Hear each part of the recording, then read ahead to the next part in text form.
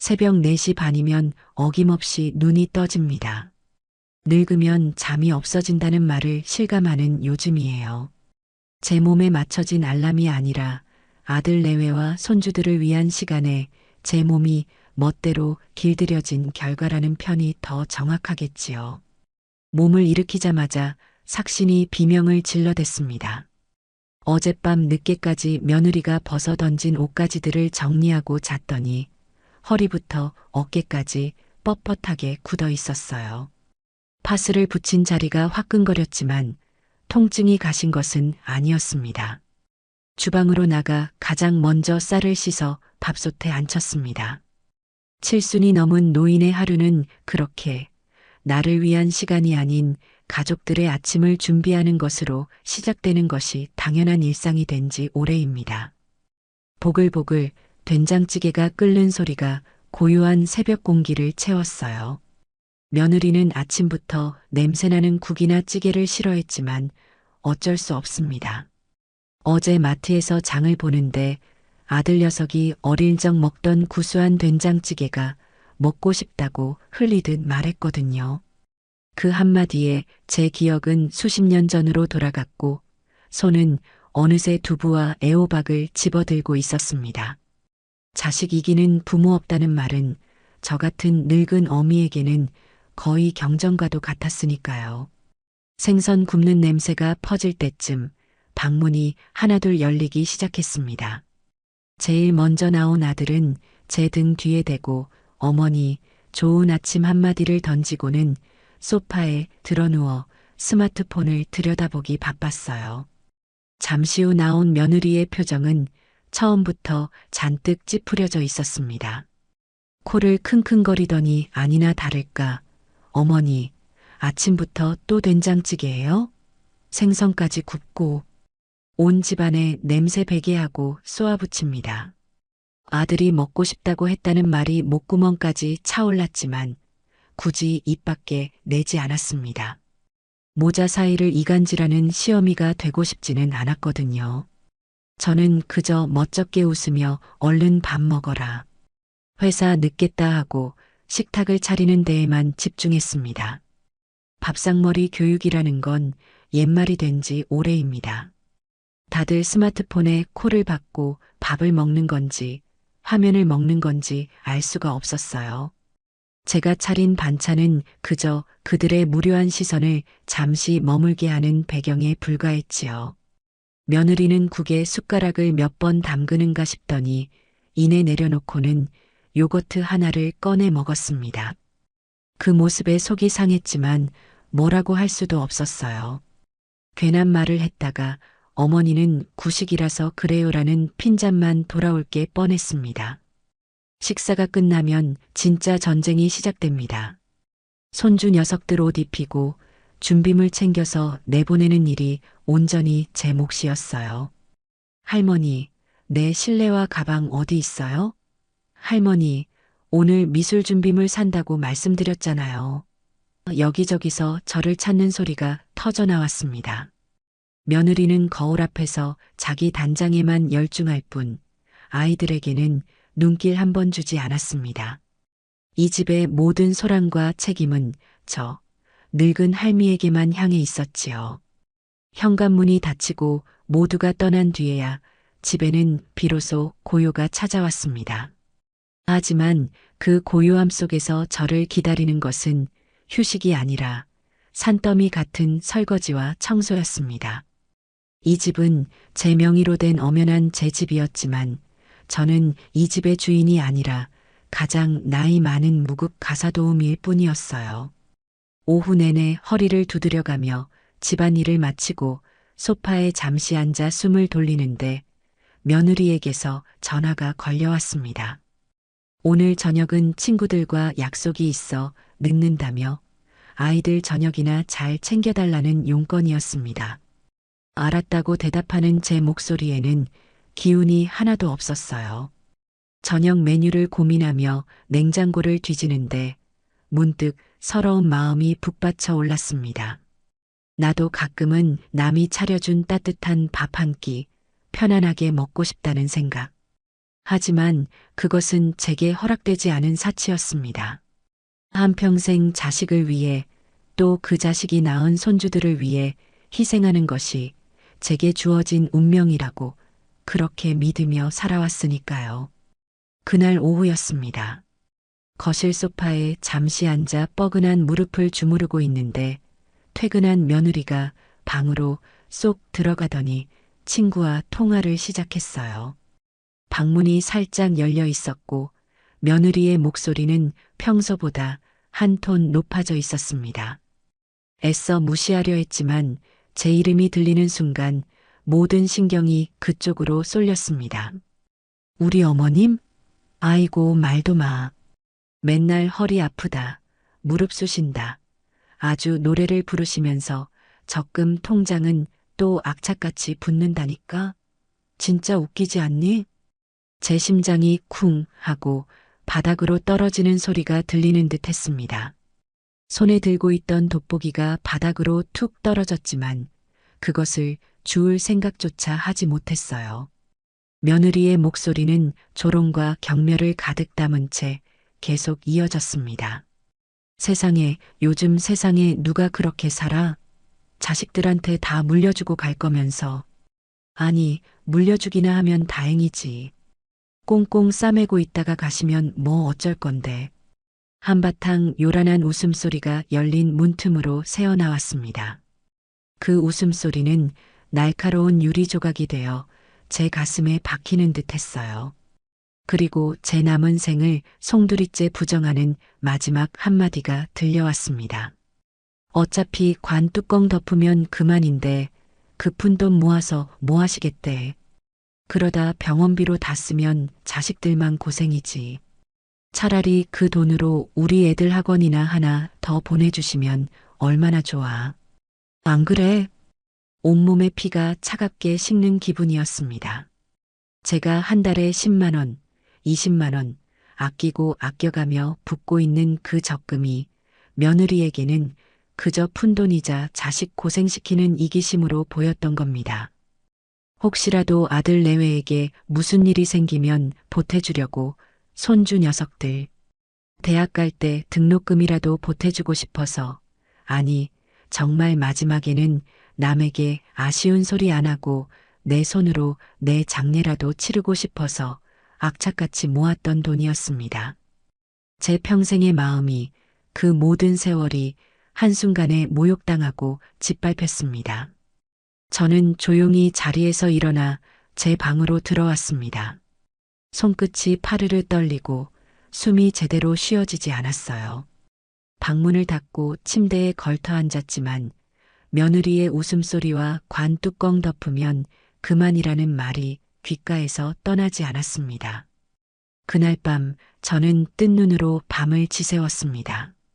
캄캄한 방 안에 누워 천장을 바라보는데 수십 년의 세월이 파노라마처럼 스쳐 지나갔습니다. 시장에서 콩나물값 몇백 원을 깎으려 실랑이를 벌이던 젊은 날에나 내 옷 한 벌 사 입는 대신 아들 녀석 운동화 한 켤레를 더 사주며 뿌듯해하던 나. 결혼 반지를 팔아 아들의 대학 등록금을 마련하고 텅 빈 손가락을 보며 그래도 잘했다고 스스로를 위로하던 나. 그 모든 희생과 헌신이 주마등처럼 흘러갔습니다. 그런데 그 끝에 남은 것이 무엇이었을까요? 관 뚜껑 덮으면 그만. 며느리의 말이 저주처럼 제 머릿속을 맴돌았습니다. 처음에는 분하고 원통해서 눈물이 났지만 시간이 흐를수록 이상하게도 정신이 맑아졌습니다. 그래, 그의 말이 틀리지 않았다. 이대로 내가 갑자기 쓰러져 죽기라도 한다면 정말 그걸로 끝이었다. 내 이름 석자, 오숙자의 인생은 어디에도 없이 그저 김진구의 어머니, 박시영의 시어머니, 아이들의 할머니로 살다가 끝나는 것이었습니다. 내가 아등바등 모은 돈은 결국 저들의 새 차를 사고 명품 가방을 사는 데 쓰이겠지요. 그리고 그들은 내 제사상 앞에서 살아생전 참 고생만 하다 가셨지라며 동정인지 연민인지 모를 말을 짓거릴 겁니다. 그 모습이 눈앞에 선하게 그려지자 소름이 돋았습니다. 자리에서 벌떡 일어나 창문을 열었습니다. 차가운 새벽 공기가 훅 끼쳐 들어와 제 뺨을 때렸습니다. 도시의 불빛이 멀리서 깜빡이고 있었어요. 저 수많은 불빛 아래 얼마나 많은 사람들이 나처럼 살고 있을까? 아니, 이제 그런 건 중요하지 않았습니다. 중요한 것은 바로 나 오숙자였습니다. 관 뚜껑 덮기 전에 나를 위해 살아야겠다. 그것은 분노나 복수심에서 나온 결론이 아니었습니다. 너무나 오랫동안 잊고 살았던 내 삶에 대한 예의이자 마지막 존엄을 지키기 위한 처절한 깨달음이었어요. 이제껏 남편과 자식, 손주들의 인생에 내 인생을 땔감처럼 태워 불을 지펴주었다면 이제는 남은 장작을 끌어모아 오롯이 나를 위한 온기를 만들어야 했습니다. 날이 밝아오고 있었습니다. 창밖이 푸르스름하게 변하는 것을 보며 저는 굳게 결심했습니다. 이 집을 팔 겁니다. 그리고 저들이 없는 곳으로 떠날 겁니다. 내가 평생을 바쳐 모은 돈으로 나를 위한 시간을 살 겁니다. 이제 더 이상 누군가를 위한 희생은 없습니다. 며느리의 그 잔인한 한마디는 제 남은 인생의 방향을 완전히 틀어버린 가장 고마운 독설이 되어버렸습니다. 저는 어둠 속에서 조용히 미소 지었습니다. 진짜 내 인생은 바로 오늘부터 시작될 참이었습니다. 다음 날 아침 저는 평소와 똑같은 시간에 일어나 밥을 안 쳤습니다. 속은 천불이 끓고 있었지만 얼굴에는 아무것도 드러내지 않았어요. 수십 년간 감정을 숨기는 데에는 이골이 난 사람이 바로 저였으니까요. 아침상에는 냄새가 덜 나는 맑은 콩나물국을 올렸습니다. 며느리는 말없이 밥을 먹었고 아들은 어제 먹었던 된장찌개가 더 좋았다고 투덜거렸습니다. 저는 그저 오늘은 이걸로 먹어라 하고 무심하게 답했습니다. 그들을 위한 마지막 배려이자 제 조용한 반격의 시작을 알리는 신호탄이었습니다. 모두가 집을 나선 뒤 저는 곧장 제 방으로 들어와 자개장 깊숙이 넣어두었던 작은 함을 꺼냈습니다. 그 안에는 이 집의 등기권리증과 제 인감도장, 그리고 낡은 적금 통장 몇 개가 들어 있었어요. 등기권리증에 선명하게 찍힌 오숙자라는 세 글자를 손가락으로 천천히 쓸어보았습니다. 남편이 세상을 뜨기 전 다른 건 몰라도 집 하나는 꼭 제 앞으로 해놓고 가야 한다며 신신당부했던 덕분이었습니다. 그때는 그저 고맙다고만 생각했는데 이제 와보니 남편이 제게 남겨준 것은 단순한 재산이 아니라 마지막 보루이자 무기였던 셈입니다. 저는 동네에서 가장 큰 부동산의 전화번호를 찾아 한참을 망설였습니다. 평생 무언가를 제 스스로 결정하고 팔아본 경험이 없었기에 손이 살짝 떨려왔어요. 하지만 귓가에 며느리의 목소리가 다시 한번 울리는 순간 망설임은 분노로, 분노는 곧 단단한 결심으로 바뀌었습니다. 관 뚜껑 덮으면 그만이라고? 그래, 그 말이 맞을지도 모른다. 하지만 그 뚜껑을 덮기 전에 내 인생의 주인 노릇 한번 제대로 해봐야 하지 않겠느냐. 저는 떨리는 손으로 번호를 눌렀습니다. 수화기 너머의 젊은 남자는 제 목소리가 노인의 것이라 그런지 처음에는 대수롭지 않게 응대하는 듯 했습니다. 하지만 제가 팔려고 내놓은 집의 주소와 평수를 말하자 그의 목소리 톤이 미세하게 바뀌는 것을 느낄 수 있었어요. 아마도 이 동네에서는 꽤 큰 평수에 속하는 제법 값나가는 주택이었기 때문이겠지요. 그는 당장이라도 방문해서 집 상태를 보고 시세를 상담해 주겠다고 했습니다. 저는 아들 내외가 퇴근하기 전 오후 시간에 약속을 잡았습니다. 전화를 끊고 나니 심장이 쿵쾅거렸습니다. 두려움이 아니라 아주 오랜만에 느껴보는 짜릿한 흥분이었습니다. 약속한 시간에 찾아온 부동산 중개인은 생각보다 더 젊고 깍듯했습니다. 그는 집을 둘러보며 연신 감탄사를 내뱉었어요. 관리가 잘 되어 있고 위치도 좋아서 금방 새 주인을 찾을 수 있을 거라고 했습니다. 저는 그에게 단 한 가지 조건만을 내걸었습니다. 가격을 조금 깎아주더라도 좋으니 최대한 빨리 그리고 조용히 처리해 주셨으면 합니다. 제 단호한 말투에 중개인은 잠시 의아한 표정을 지었지만 이내 비즈니스적인 미소로 답하며 최선을 다하겠다고 약속했습니다. 그는 돌아가면서 혹시 자녀분들은 이 사실을 알고 계시냐고 조심스럽게 물었습니다. 저는 굳은 얼굴로 대답했어요. 내 집을 내가 파는데 자식들 허락까지 받아야 할 이유는 없잖습니까? 그날 저녁 집에 돌아온 며느리의 기분이 유난히 좋아 보였습니다. 무슨 좋은 일이라도 있나 싶었는데 저녁 식사가 끝나자마자 과일 접시를 제 앞에 밀어놓으며 입을 열었습니다. 어머니, 저희 차 바꿀 때가 한참 지났잖아요. 이번에 새로 나온 차가 있는데 승차감도 좋고 애들 태우기에도 안전하고 딱이겠더라고요. 저는 말없이 과일만 깎았습니다. 며느리는 제 반응에 아랑곳하지 않고 말을 이었습니다. 이 집 어차피 나중에 저희가 물려받을 거잖아요. 그러니 어머니께서 새 차 사는데 좀 보태주세요. 나중에 주실 유산 미리 좀 당겨 쓴다고 생각하시면 되잖아요. 안 그래요, 여보? 그 애는 소파에 누워 텔레비전을 보던 아들을 향해 동의를 구했습니다. 아들은 잠시 머뭇거리더니 어머니 형편 되시면 좀 도와주시면 좋죠라며 기어들어가는 목소리로 거들었습니다. 저는 천천히 과도를 내려놓고 그 애의 얼굴을 똑바로 쳐다보았습니다. 제 눈빛이 평소와 다르다는 것을 느꼈는지 며느리의 얼굴에 떠올랐던 탐욕스러운 미소가 살짝 옅어졌어요. 저는 입꼬리만 살짝 올려 웃으며 말했습니다. 생각 좀 해보마. 제 대답은 그것이 전부였습니다. 긍정도 부정도 아닌 애매한 대답에 며느리의 얼굴이 순간 굳어지는 것이 보였어요. 아마 당연히 그래라 하는 대답을 기대했겠지요.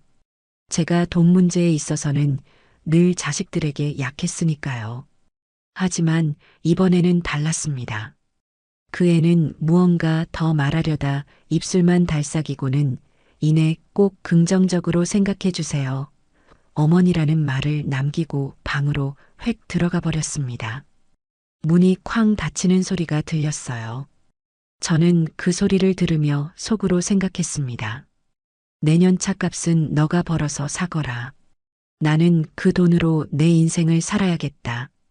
그 후 며칠간 집을 보러 오겠다는 부동산에 연락이 올 때마다 저는 가슴을 졸여야 했습니다. 아들 내외가 없는 시간을 틈타 약속을 잡고 집을 보러 온 사람들이 다녀간 흔적을 지우는 것은 첩보 작전을 방불케 했어요. 그들은 하나같이 집을 마음에 들어 했지만 제가 원하는 신속한 거래와는 조금씩 거리가 있었습니다. 그러던 어느 날 부동산 중개인에게서 다급한 연락이 왔습니다. 해외로 이민을 가기 위해 집을 급하게 처분하고 자녀들 학교 때문에 이 동네로 이사 오려는 사람이 나타났다는 것이었어요. 그쪽도 사정이 급한 만큼 시세보다 조금 낮은 가격에라도 계약할 의사가 있다는 말이었습니다. 저는 망설일 필요도 없었습니다. 그렇게 하시지요. 당장 계약합시다. 며느리가 요구했던 새 차 한 대 값을 시원하게 깎아준 셈 치기로 했습니다. 그깟 돈 몇 푼보다 이 지긋지긋한 집에서 하루라도 빨리 벗어나는 것이 제게는 더 중요했으니까요. 다음 날 오후 저는 난생 처음 부동산 사무실에 앉아 매매계약서라는 것을 썼습니다. 중개인은 혹시 모를 상황에 대비해 잔금 날짜까지 최대한 빨리 잡아주었어요. 제 이름 석자 옆에 인감 도장을 꾹 누르는 순간 온몸에 전율이 흘렀습니다. 이것은 단순한 서류가 아니었습니다. 지난 수십 년간의 억울함과 체념의 세월에 마침표를 찍고 제2의 인생을 시작하겠다는 단단한 선언이었습니다. 계약금을 제 통장으로 입금받고 부동산을 나서는 길, 초겨울의 바람이 상쾌하게 느껴졌습니다. 저는 누구에게도 들키지 않을 만큼 작은 미소를 지었습니다. 이제 주사위는 던져졌습니다. 잔금 날짜까지는 한 달 남짓의 시간이 있었습니다. 그동안 저는 폭풍전야의 고요함 속에서 차근차근 제 계획을 실행에 옮겼습니다. 가장 먼저 한 일은 이삿짐을 꾸리는 것이었어요. 하지만 제 이삿짐은 놀라울 정도로 단출했습니다. 자개장 안에 고이 모셔두었던 친정어머니의 유품 몇 가지와 빛바랜 사진첩들, 그리고 사계절을 날만한 제 옷가지 몇 벌이 전부였습니다. 통장과 도장, 귀중품들은 작은 손가방에 따로 챙겼습니다. 거실을 가득 채운 푹신한 소파도 며느리가 혼수로 해왔다며 자랑하던 커다란 냉장고도 손주들의 책으로 가득 찬 책장도 모두 그대로 두었습니다. 그것들은 제 것이 아니었으니까요. 어차피 물려받을 집이라고 했으니 그 안에 있는 살림살이까지 모두 물려주고 갈 생각이었습니다. 그들이 이 집을 팔고 나갈 때 저 가구들을 처분하느라 얼마나 골치를 썩을지 상상하니 벌써부터 속이 다 시원했습니다. 이삿짐 센터에는 가장 작은 용달차 한 대를 예약했습니다. 제 인생을 옮기는 데에는 그리 큰 차가 필요하지 않았습니다. 결전의 날은 주말로 잡았습니다.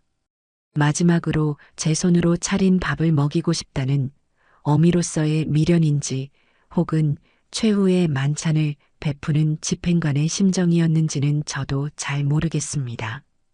저는 그날 새벽부터 일어나 갈비찜을 재우고 잡채를 볶고 생선전을 부쳤습니다. 평소라면 냄새가 난다고 질색했을 며느리도 상다리가 휘어지게 차려진 음식을 보더니 웬일이냐는 듯한 표정을 지으면서도 젓가락을 바삐 움직였습니다. 아무것도 모르는 아들과 손주들은 그저 진구성찬에 신이나 제잘거리기 바빴어요. 저는 거의 먹지 않고 그들의 모습을 묵묵히 지켜보았습니다. 아들의 밥그릇에 갈비찜 한 점을 더 올려주고 손주 입가에 묻은 밥풀을 닦아주었습니다. 마치 아주 먼 길을 떠나기 전 가족들의 모습을 눈에 하나하나 담아두려는 사람처럼요. 식사가 거의 끝나갈 무렵 저는 따뜻한 녹차를 한 잔씩 돌렸습니다. 그리고 깊게 숨을 들이마셨다가 내쉰 뒤 제 인생을 건 한마디를 내뱉었습니다. 나 이 집 팔았다. 고요했습니다. 텔레비전에서 흘러나오는 소리만이 유일한 소음인 듯 느껴졌어요. 아들과 며느리는 제가 무슨 말을 했는지 이해하지 못했다는 듯 멍한 표정으로 저를 바라보았습니다. 아들이 먼저 어색하게 웃으며 입을 열었습니다. 어머니, 무슨 농담을 그렇게 하세요? 밥 먹다가 체하겠네. 저는 농담하는 얼굴이 아니었습니다. 제 표정을 살핀 며느리의 얼굴이 조금씩 굳어지기 시작했어요. 저는 품속에서 얼마 전 받아두었던 매매계약서 사본을 꺼내 식탁 위에 올려놓았습니다. 다음 달 15일이 잔금 날이다. 그 전에 너희는 이 집에서 나가야 할 게야. 계약서에 찍힌 부동산 직인과 제 도장을 확인한 며느리의 얼굴이 하얗게 질려갔습니다. 그 애는 믿을 수 없다는 듯 저와 계약서를 번갈아 쳐다보더니 이내 날카로운 목소리로 소리쳤습니다. 어머니, 지금 이게 뭐예요? 저희랑 상의 한마디도 없이 어떻게 집을 팔 수가 있어요? 미치셨어요? 드디어 가면이 벗겨지고 본색이 드러나는 순간이었습니다. 저는 찻잔을 내려놓으며 차분하게 그 애를 마주 보았습니다. 내가 내 집을 파는데 왜 내 허락을 받아야 하지? 그야 이 집은 당연히 저희가 물려받을 집이니까요. 저희 인생 계획에 다 포함되어 있던 거라고요. 그런데 어머니가 이렇게 하루아침에 팔아버리면 우린 어디 가서 살라고요? 길바닥에 나앉으란 말씀이세요? 며느리는 고래고래 악을 쓰며 달려들 기세였습니다. 그 옆에서 안절부절 못하던 아들이 다급하게 제 팔을 붙잡았습니다. 어머니, 제발이요. 이게 대체 무슨 일이에요? 네. 며느리 말 좀 진정시키고 차근차근 다시 얘기해요. 저는 아들의 손을 뿌리치며 단호하게 말했습니다. 진정은 내 마누라나 시키거라. 그리고 너가 살 집은 너가 벌어서 구해야지. 왜 늙은 어미한테서 찾고 있어? 내가 내 집까지 책임져 줘야 할 의무는 없다. 제 단호한 태도에 아들은 아무 말도 못하고 입만 벙긋거렸습니다. 며느리는 이제 분노를 넘어 거의 발악에 가까운 상태였어요. 어머니, 정말 이렇게까지 하실 거예요? 좋아요. 그럼 집 한 돈 내놓으세요. 우리가 이 집에서 어머니 모시고 산 세월이 얼만데 그에 대한 보상은 해주셔야 할 거 아니에요. 기가 막혀서 헛웃음이 나왔습니다. 제 집에 얹혀 살면서 저를 무급 가사도우미로 부려먹고 제 재산을 자기 것인 양여기던 애가 이제는 보상금을 요구하고 있었습니다. 너가 날 모셨니? 내가 너희를 건사했지. 착각도 유분수구나. 그리고 그놈의 관 뚜껑 타령하던 애가 돈은 뭐하러 받아가려고? 어차피 너도 관 뚜껑 덮으면 그만일 텐데. 제 입에서 관 뚜껑이라는 말이 나오는 순간 며느리의 얼굴이 새하얗게 질리다 못해 시퍼렇게 변했습니다. 자기가 했던 말을 제가 똑똑히 기억하고 있다는 사실에 충격을 받은 모양이었어요. 그 애는 잠시 말을 잃고 저를 쳐다보다가 이게 정말 하는 말과 함께 자기 방으로 뛰어들어가 버렸습니다. 잠시 후 방 안에서는 무언가를 집어 던지는 요란한 소리와 함께 울음 섞인 고함이 터져 나왔습니다. 거실은 한순간에 아수라장이 되었습니다. 저는 그 모든 소란을 뒤로한 채 제 방으로 들어와 조용히 문을 닫았습니다. 시끄러운 소음 너머로 제 심장은 놀랍도록 평온했습니다. 이삿날은 생각보다 빨리 다가왔습니다. 그동안 집안 분위기는 살얼음판 그 자체였어요. 며느리는 저를 없는 사람 취급했고 아들은 제 눈치를 보며 한숨만 푹푹 내쉬었습니다. 그들은 저를 설득하려 들기도 하고 화를 내기도 했지만 제 결심은 흔들리지 않았습니다. 저는 그저 묵묵히 제 짐을 정리하고 새로 이사갈 곳의 부동산과 연락을 주고받을 뿐이었습니다. 드디어 약속한 날짜, 저는 아침 일찍 모든 준비를 마쳤습니다. 예약해둔 작은 용달차가 집 앞에 도착했을 때 저는 마지막으로 집을 한번 둘러보았습니다. 제 젊은 날의 모든 희로애락이 담겨 있던 이 공간과 작별 인사를 고했습니다. 거실로 나오자 출근 준비를 하던 아들 내외가 착잡한 표정으로 저를 바라보고 있었어요. 어머니, 정말 가시게요? 저희랑 같이 살기 싫으시면 저희가 분가할게요. 제발 집 한 돈은 저희 주세요. 네. 아들의 마지막 애원은 처량하기 짝이 없었습니다. 저는 아들의 어깨를 한번 두드려주며 말했습니다. 친구야, 이제 너도 내 가정을 책임질 나이다. 이 어미는 이제 내 인생을 좀 살아봐야겠다. 그리고 며느리를 향해 고개를 돌렸습니다. 그동안 신세 많았다.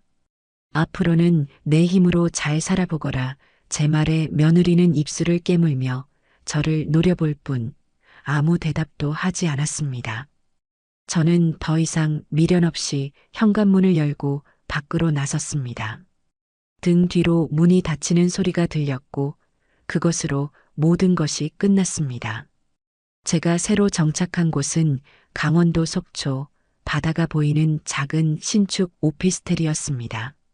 서울의 복잡한 아파트를 떠나 탁 트인 동해를 마주하니 가슴속에 응어리져 있던 것들이 전부 씻겨 내려가는 기분이었어요. 이삿짐이라고 해봐야 옷 몇 가지와 작은 소품들이 전부였기에 정리는 금방 끝났습니다. 평생을 북적이는 가족들 틈바구니에서 살다가 처음으로 오롯이 저 혼자만의 공간을 갖게 된 겁니다. 창가에 작은 흔들의자를 놓고 제가 좋아하는 난초 화분을 올려두었습니다. 누구의 취향도 고려할 필요 없이 오직 나를 위한 공간을 꾸미는 일은 생각보다 훨씬 즐거웠습니다. 새로운 집에 어느 정도 적응했을 무렵 아니나 다를까 며느리에게서 전화가 걸려왔습니다.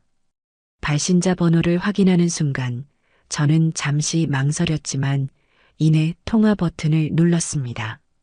이 또한 제가 넘어야 할 산이라는 것을 알고 있었기 때문입니다. 여보세요.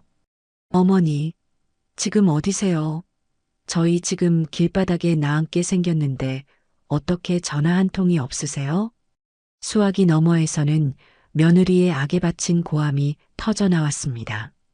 저는 창밖의 평화로운 바다를 바라보며 조용히 대꾸했습니다. 왜 소리를 지르고 그러니? 나 속초에 있다. 속초요? 거기서 지금 혼자 유유자적 바다 구경하고 계신 거예요? 제정신이냐고요? 당장 집 한 돈 내놓으세요. 어머니가 저희한테 입힌 정신적, 물질적 피해에 대한 위자료 청구하기 전에 위자료라는 말에 실소가 터져 나왔습니다.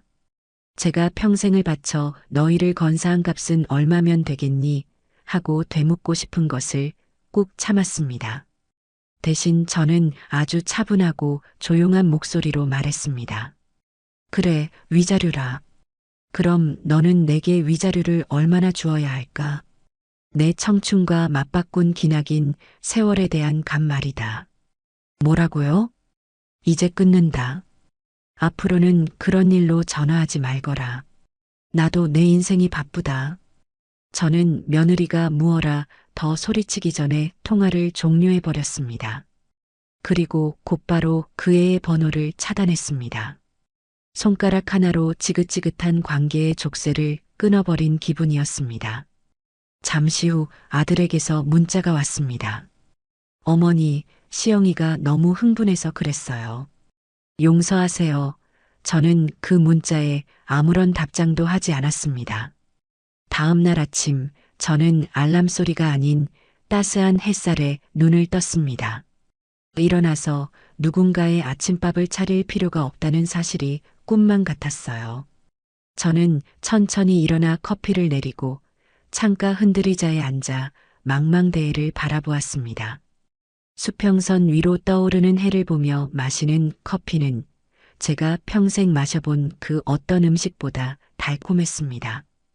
오후에는 무작정 밖으로 나섰습니다. 오피스텔 근처에 있는 중앙시장을 어슬렁거리며 구경했습니다. 펄떡이는 생선들과 싱싱한 채소들, 맛있는 냄새를 풍기는 튀김들, 모든 것이 활기차고 신기했어요. 예전 같았으면 저녁거리 걱정에 가격 흥정에 정신이 없었겠지만 지금은 아니었습니다. 저는 그저 구경꾼으로서 시장의 활기를 즐겼습니다. 그러다 갓 튀겨낸 새우튀김이 맛있어 보여 5,000원어치를 사서 바닷가 방파제에 걸터 앉아 혼자 먹었습니다. 짭짤한 바닷바람과 함께 먹는 바삭한 튀김은 그야말로 꿀맛이었지요. 생전 처음으로 혼자 카페에도 들어가 봤습니다. 젊은 애들이나 가는 곳이라고 생각해서 문턱을 넘을 생각조차 못했던 곳이었어요. 저는 가장 비싸고 달콤해 보이는 케이크 한 조각과 아메리카노를 주문했습니다.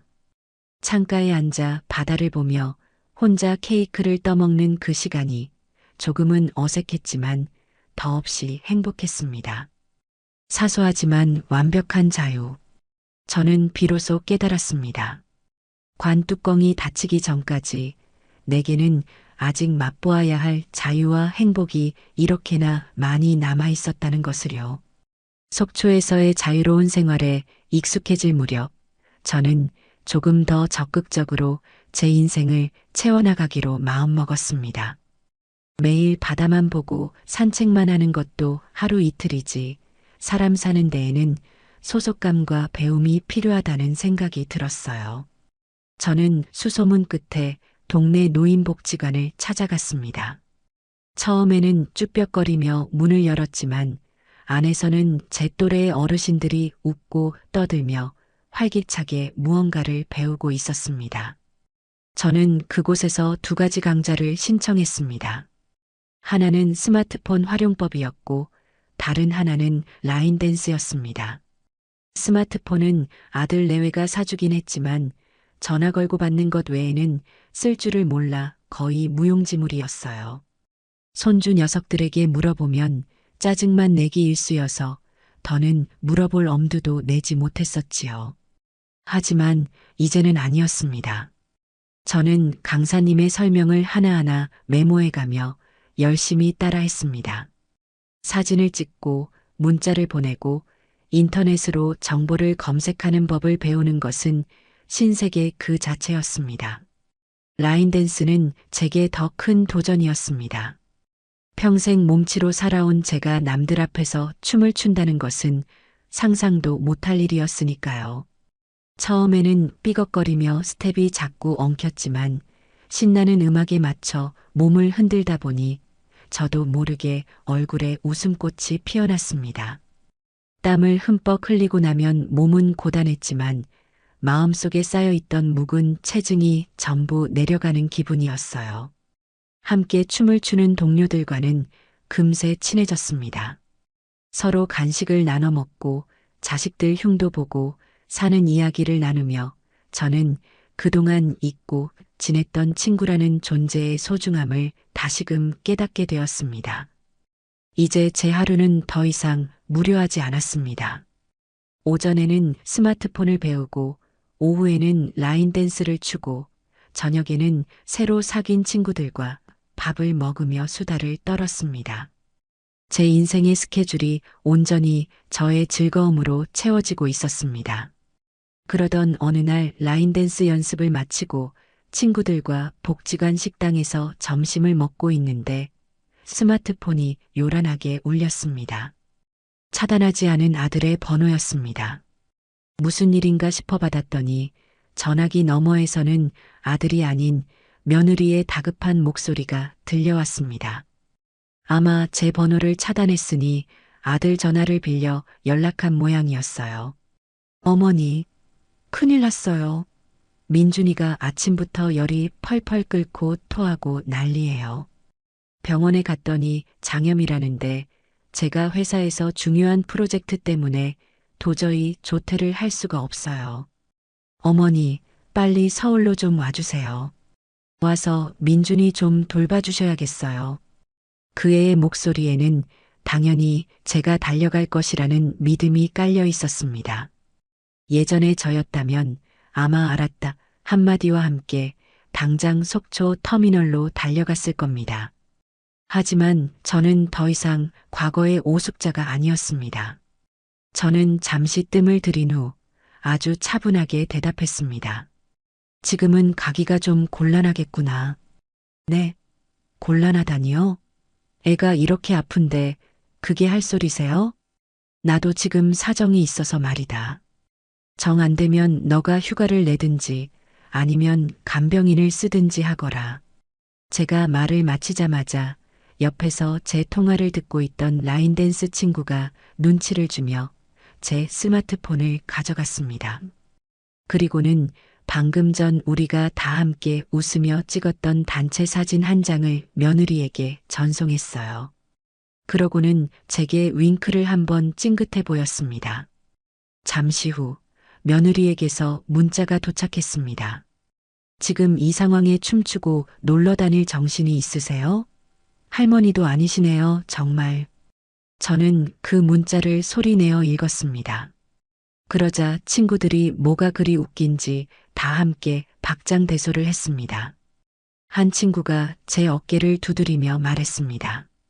아이고, 숙자씨. 할머니이기 전에 사람이지. 아주 잘했어. 저는 친구들과 함께 웃으며 며느리의 문자에 답장을 보냈습니다. 미안하다. 지금은 내 인생 즐기느라 바빠서 못 가겠다. 그날 복지관 식당의 점심은 그 어느 때보다 맛있었습니다. 며칠 뒤 라인 댄스를 마치고 친구들과 복지관 앞 벤치에 앉아 커피를 마시고 있었습니다. 마침 길 건너편에 새로 생긴 옷가게 쇼윈도에 마네킹이 입고 있는 화사한 원피스가 보였습니다.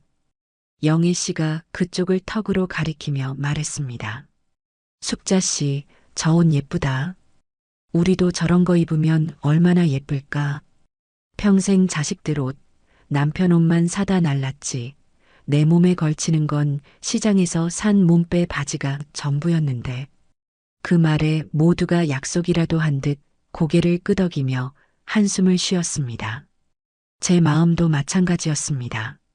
제 옷장에도 외출복이라고 해봐야 색이 바래고 유행이 한참 지난 펑퍼짐한 옷들 뿐이었습니다.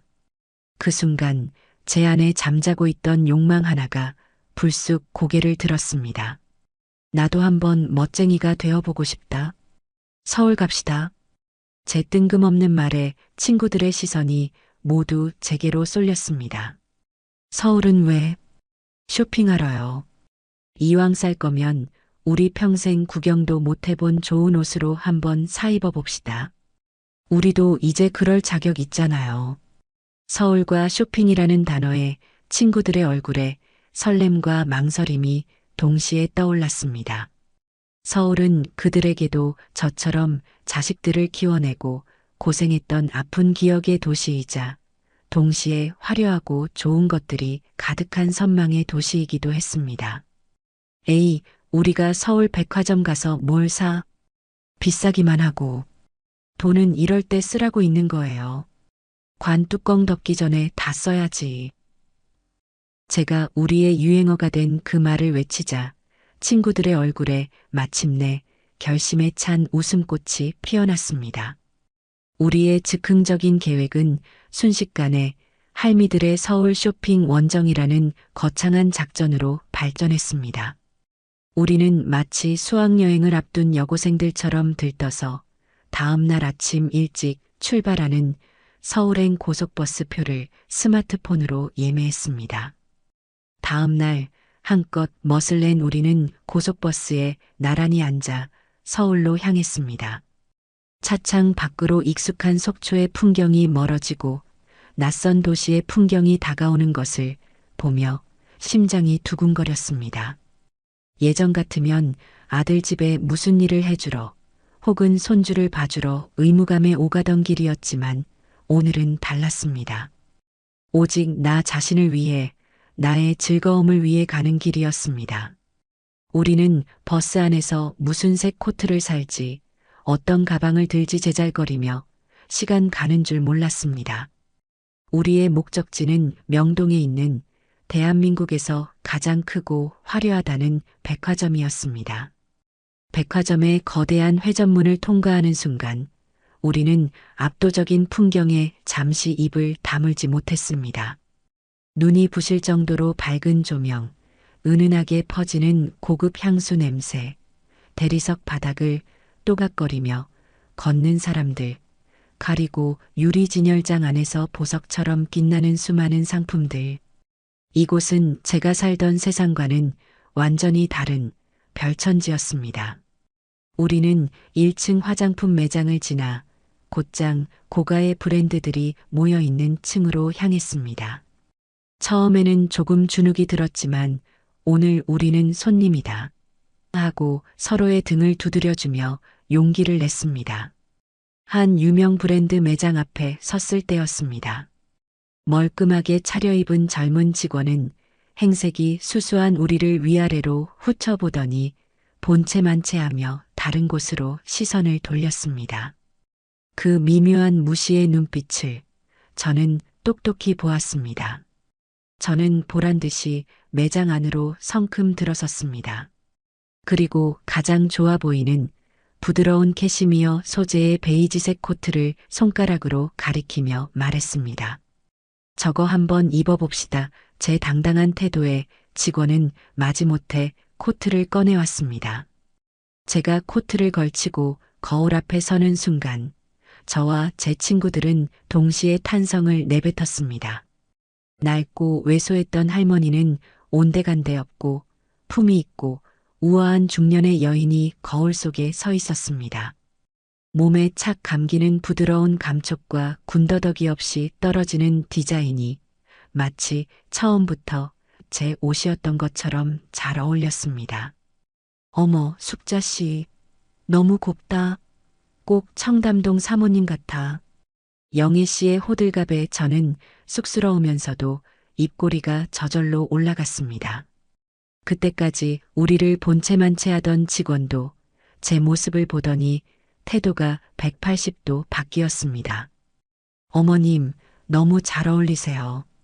이 코트가 정말 주인을 만났네요. 라며 온갖 칭찬을 늘어놓기 시작했습니다. 저는 그 직원의 얼굴을 보며 속으로 웃었습니다. 사람을 판단하는 기준이 고작 옷차림과 돈밖에 없는 가벼운 세상의 단면을 보는 것 같았기 때문입니다. 이걸로 하지. 그리고 저기 저 가방도 한번 보여줘요. 저는 평소 잡지에서 눈여겨보았던 작고 단단한 디자인의 가죽 가방을 가리켰습니다. 직원은 신이 나서 가방을 대령했고 저는 2번 고민하지 않고 구매를 결정했습니다. 일시불로 해주세요. 제 말에 직원의 눈이 동그래졌습니다. 저는 지갑에서 제 명의의 카드를 꺼내 당당하게 건넸습니다.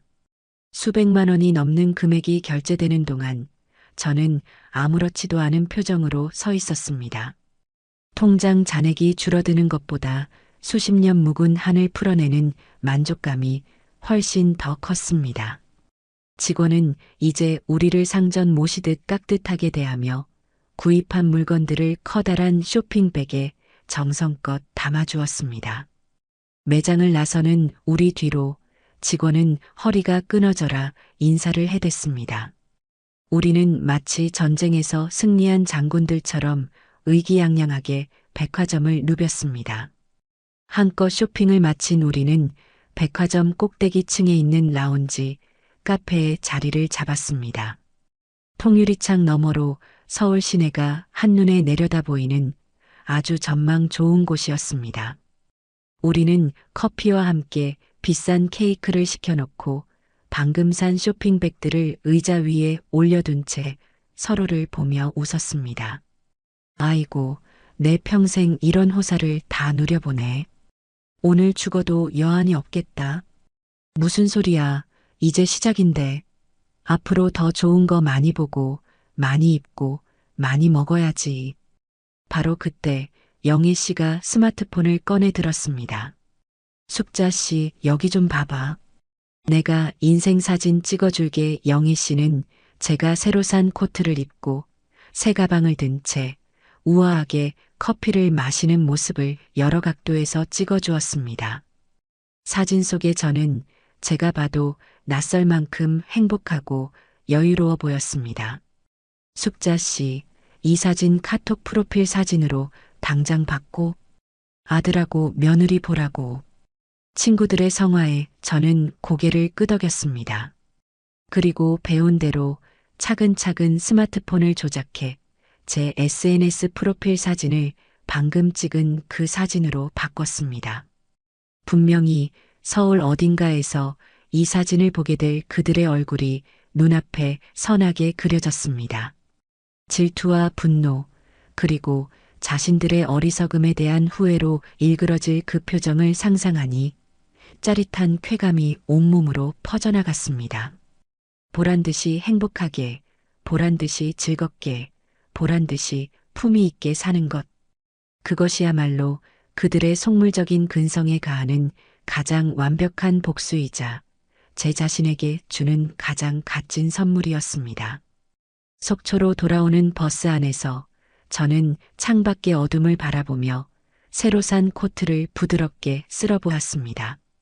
이것은 단순한 옷 한 벌이 아니었습니다. 과거의 오숙자에게 작별을 고하고 새로운 오숙자로 다시 태어났다는 증표였습니다. 제 옆에서 꾸벅꾸벅 졸고 있는 친구들의 모습을 보며 저는 조용히 미소 지었습니다. 우리의 진짜 인생은 이제부터가 시작이었습니다. 제가 속초에서 새로운 삶의 단맛을 느끼고 있을 무렵 서울에 남은 아들 내외에게는 혹독한 현실의 추위가 닥치기 시작한 모양이었습니다. 그 소식은 하나뿐인 제 여동생을 통해 들려왔습니다. 가끔씩 안부를 묻기 위해 통화를 하곤 했는데 어느 날 동생이 조심스럽게 입을 열었습니다. 언니, 진구 그놈 경기도 외곽으로 이사 갔다더라.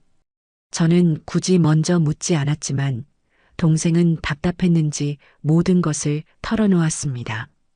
제가 집을 판 돈을 한 푼도 주지 않자 아들 내외는 가진 돈에 맞춰 급하게 전셋집을 구해야만 했습니다. 하지만 하늘 높은 줄 모르고 치솟은 서울의 집값을 감당할 수 없었지요. 결국 그들이 정착한 곳은 서울 시내의 번듯한 아파트가 아닌 출퇴근 시간만 2시간 가까이 걸리는 경기도의 낡은 빌라였습니다. 동생의 묘사에 따르면 그들의 새로운 보금자리는 예전 집과는 비교할 수 없을 정도로 초라했습니다. 방 2칸짜리 좁은 공간에 4식구의 짐을 구겨 넣느라 집은 늘 어수선했고 햇볕도 잘 들지 않아 낮에도 불을 켜야 할 정도라고 했습니다. 무엇보다 며느리를 괴롭히는 것은 길어진 출퇴근 시간과 뚝 떨어진 생활 수준이었습니다. 예전에는 백화점에서 장을 보고 주말마다 외식을 즐기던 그 애가 이제는 동네 작은 마트에서 가격표를 비교하며 장을 보고 피곤해 저러 집에 돌아오면 아이들 저녁 챙기기도 버거워하는 신세가 되었다는 겁니다. 그 며느리 성질에 오죽하겠어. 매일 진구만 들들 볶는 모양이더라. 다 당신 엄마 때문이라고, 당신이 무능해서 이 꼴로 산다고. 아주 집안이 전쟁터래, 전쟁터. 동생의 말을 들으며 저는 아무런 감흥도 느끼지 못했습니다. 안타깝거나 혹은 고소하다는 생각조차 들지 않았어요. 그저 그런가 보다 싶을 뿐이었습니다. 그것은 이제 더 이상 제 인생과 상관없는 다른 세상의 이야기처럼 들렸습니다. 저는 그저 애들만 고생이겠네. 진작 정신 차리고 제 앞가림을 했어야지 하고 덤덤하게 말할 뿐이었습니다. 전화를 끊고 창밖을 내다보았습니다. 속초의 하늘은 동생이 묘사한 서울의 잿빛 하늘과는 달리 구름 한 점 없이 파랗고 높았습니다. 얼마 지나지 않아 제 예언은 현실이 되었습니다. 주말 늦은 저녁 아들에게서 전화가 걸려왔습니다. 평소와는 다른 무겁게 가라앉은 목소리였습니다. 한참을 뜸들이며 안부를 묻는 등 횡설수설하던 아들은 마침내 본론을 꺼냈습니다. 어머니 다름이 아니라 제가 정말 염치 없지만 부탁 하나만 드릴게요. 무슨 일이냐? 생활비가 너무 부족해서요. 시영이 월급날은 아직 멀었고 이번 달 카드값이 생각보다 많이 나와서 정말 죄송한데 돈 좀 빌려주실 수 없을까요? 500만 원만이라도요. 다음 달에 보너스 나오면 바로 갚겠습니다. 아들의 목소리는 거의 기어들어갈 지경이었습니다. 저는 잠시 눈을 감았습니다. 아들의 목소리를 들으니 과거 제가 겪었던 수많은 가난의 순간들이 떠올랐습니다. 돈이 없어 쩔쩔매고 자존심을 구겨가며 남에게 아쉬운 소리를 해야 했던 그 서러운 순간들. 하지만 동정심이 들지는 않았습니다. 지금 아들이 겪는 곤란은 스스로 자초한 결과였으니까요. 진구야, 내 어머니, 너도 이제 40이 넘은 가장이다. 내 월급으로 내 가정을 꾸려나가는 건 당연한 책임이야. 없는 살림에 아이들 키우는 게 얼마나 힘든지 나도 잘 안다. 하지만 그건 너가 해결해야 할 문제지. 내가 해결해 줄 문제가 아니야. 제 목소리는 냉정하리만치 차분했습니다. 아들은 무어라 변명하려 했지만 저는 말을 잘랐습니다. 그리고 이 돈은 내 노후 자금이다. 내가 앞으로 병들고 힘 떨어졌을 때 누구에게도 아쉬운 소리 안 하고 내 몸 하나 건사하려고 평생 아껴 모은 돈이야. 너도 내 자식들한테 손 벌리는 부모가 되고 싶지는 않을 것 아니냐. 그러니 이 돈은 한 푼도 줄 수 없다. 그렇게 알 거라. 수화기 너머에서는 한동안 아무 소리도 들려오지 않았습니다. 아들의 거친 숨소리만이 희미하게 들려왔어요. 잠시 후 아들은 알겠습니다. 어머니. 죄송합니다라는 말을 남기고 전화를 끊었습니다. 저는 끊어진 전화를 들고 한참을 서 있었습니다. 마음 한구석이 아예 쓰리지 않았다면 거짓말이겠지요. 그래도 어미인데 자식의 고통을 어찌 완전히 외면할 수 있겠습니까? 하지만 저는 알고 있었습니다. 지금 제가 베푸는 온정이 결국 아들을 더 깊은 무책임의 늪으로 빠뜨릴 뿐이라는 것을요. 튼튼한 뿌리를 내리려면 비바람을 스스로 견뎌내는 법을 배워야만 했습니다. 그들의 불행은 거기서 그치지 않았습니다. 며칠 뒤, 이번에는 먼 친척뻘 되는 아주머니에게서 연락이 왔습니다. 동네 부녀회에서 활동하며 온갖 소문을 꿰고 있는 분이었어요. 그분은 마치 큰 비밀이라도 알려주는 양 목소리를 낮춰 말했습니다. 숙자야, 너 들었니? 내 아들 내외 아주 난리도 아니란다. 며칠 전에는 밤에 부부싸움을 얼마나 시끄럽게 했던지 옆집에서 경찰에 신고까지 했다지 뭐니? 며느리는 이게 다 당신 엄마 때문이다. 그깟 노망난 늙은이 하나. 제대로 휘어잡지 못해서 우리 인생까지 망쳤다고 소리를 빽빽 지르고 아들은 아들대로 도대체 누구 입 때문에 이렇게 된 건데? 하고 맞서면서 멱살잡이까지 했다는구나. 아이고, 애들 앞에서 그게 무슨 꼴이람. 저는 그 말을 들으며 관 뚜껑 운운하던 며느리의 오만하고 자신만만했던 얼굴을 떠올렸습니다. 자신이 뿌린 말의 씨앗이 이제 가시돋친 열매가 되어 자신의 삶을 찌르고 있는 셈이었습니다. 그들의 관계는 서로에 대한 사랑과 신뢰가 아닌 시어머니의 집과 재산이라는 불안정한 기반 위에 세워진 모래성이었던 겁니다. 이제 그 기반이 사라지자 성은 속절없이 무너져 내리고 있었습니다. 저는 아주머니에게 적당히 맞장구를 쳐주고는 전화를 끊었습니다. 그리고 창문을 열어 시원한 바닷바람을 들이마셨습니다. 서울에서 불어오는 그 지긋지긋한 불행의 바람을 모두 날려버리고 싶었습니다. 아들 내외의 삶이 삐걱거리는 소음으로 가득 차갈수록 제 삶은 반대로 고요하고 풍요로운 선율로 채워져 갔습니다. 복지관에서 만난 새로운 인연들은 제 삶의 가장 큰 축복이었습니다. 특히 저와 동갑내기인 영희 씨와는 유난히 마음이 잘 맞아 거의 매일 붙어 다니다시피 했어요. 영희 씨는 몇 해 전 남편과 사별하고 자식들은 모두 출가시킨 뒤 혼자서 씩씩하고 유쾌하게 살아가는 분이었습니다. 숙자 씨, 인생 뭐 있어? 자식들 다 키워서 세상에 내보냈으면 우리 의무는 끝난 거야. 이제부터는 우리 자신을 위해서 살아야지. 안 그래?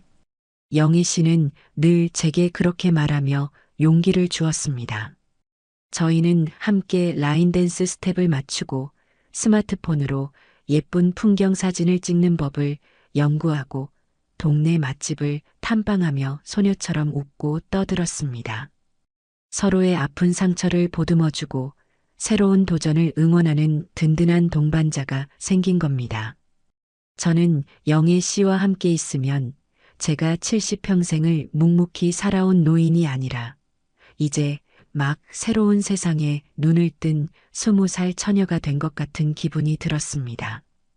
어느 날 복지관 게시판에 붙은 제주도 2박 3일 힐링 여행 포스터가 저희의 눈길을 사로잡았습니다. 평생 자식들 수학여행 뒷바라지만 해봤지 저를 위한 여행은 단 한 번도 가본 적이 없었습니다. 늘 마음속으로만 그려보던 꿈이었지요. 영희 씨가 제 팔을 툭 치며 말했습니다. 가자, 숙자 씨. 돈은 이럴 때 쓰라고 있는 거야.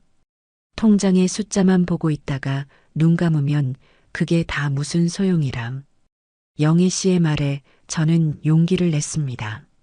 저희는 복지관 친구 몇 명과 함께 여행기를 만들어 돈을 모았고 제가 배운 스마트폰 활용 실력을 발휘해 직접 비행기 표와 숙소를 예매했습니다. 모든 것이 처음이었지만 두렵기보다는 설레는 마음이 훨씬 컸습니다. 제주도로 떠나는 날 공항에서 비행기를 기다리는 제 마음은 어린아이처럼 들떠 있었습니다. 육중한 비행기가 활주로를 박차고 하늘로 날아오르는 순간 저는 창밖을 보며 해방감을 느꼈습니다. 저를 짓누르던 모든 과거와 책임감으로부터 벗어나 훨훨 날아오르는 기분이었습니다.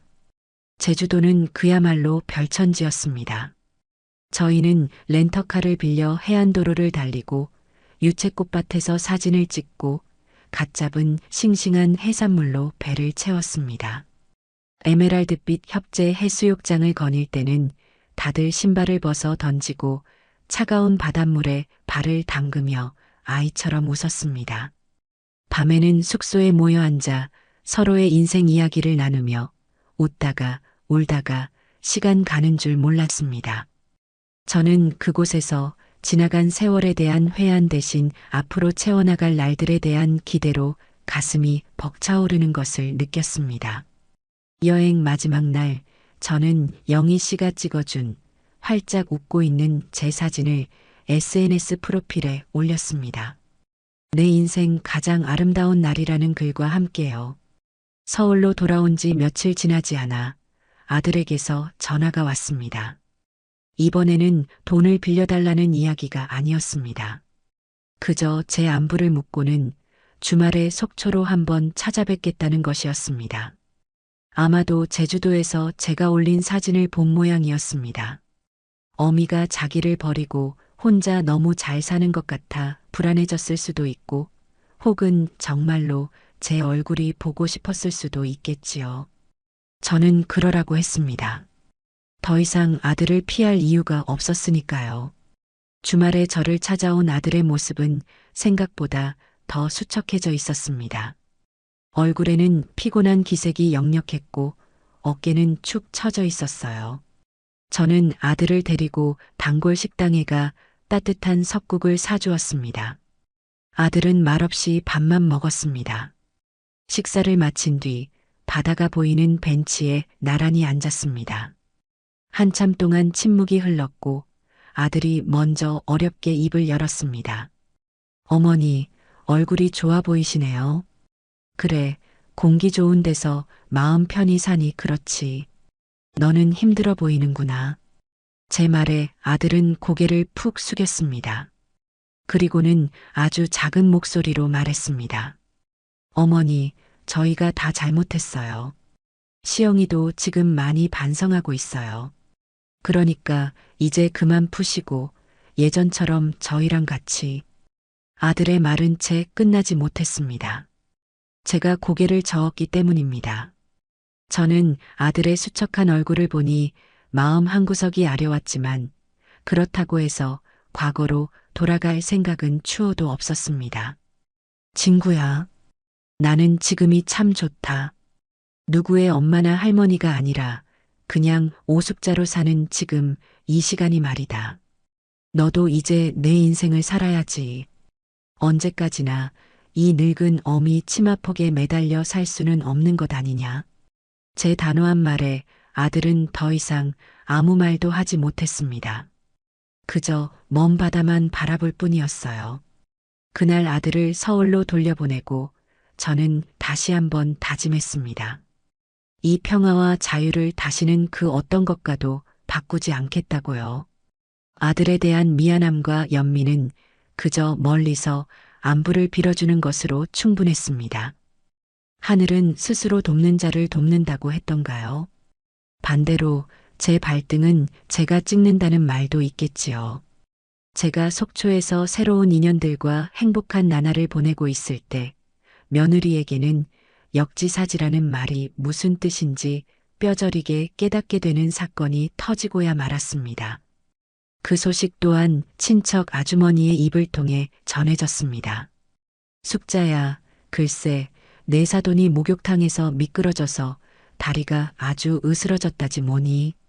수술은 잘 됐는데 한동안은 꼼짝없이 누워 있어야 한대. 그 말을 듣는 순간 왠지 모르게 앞으로 벌어질 일들이 눈앞에 그려지는 듯 했습니다. 아니나 다를까 아주머니의 말은 계속 이어졌습니다. 그런데 그 집 자식들이 아주 하나같이 이기적이야. 아들놈은 지방에서 일한다는 핑계로 나 몰라라 하고 딸이라는 것들은 하나같이 직장 다녀서 바쁘다. 애들 봐야 해서 힘들다. 서로 간병을 미루기만 한다는구나. 결국 누가 독박을 썼겠어. 내 며느리지. 저는 아무 말 없이 듣고만 있었습니다. 며느리에게는 위로 오빠가 하나, 아래로 여동생이 하나 있었습니다. 하지만 그들은 하나같이 자기 살기 바쁘다는 이유로 늙은 어머니의 병수발을 며느리에게 떠넘긴 모양이었습니다. 꼭 옛날의 제 모습을 보는 것만 같았습니다. 시부모님이 아프실 때마다 남편의 형제들은 모두 이런저런 핑계를 대며 빠져나갔고 결국 모든 병수발은 막내 며느리였던 제 차지였으니까요. 며느리는 이제 회사 일과 집안일, 그리고 친정어머니의 병수발이라는 삼중고에 시달리게 된 것이었습니다.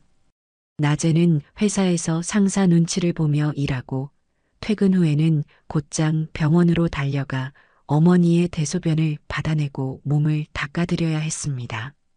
그리고 파김치가 된 몸을 이끌고 집에 돌아오면 아이들 저녁과 남편 뒤치다꺼리가 기다리고 있었겠지요.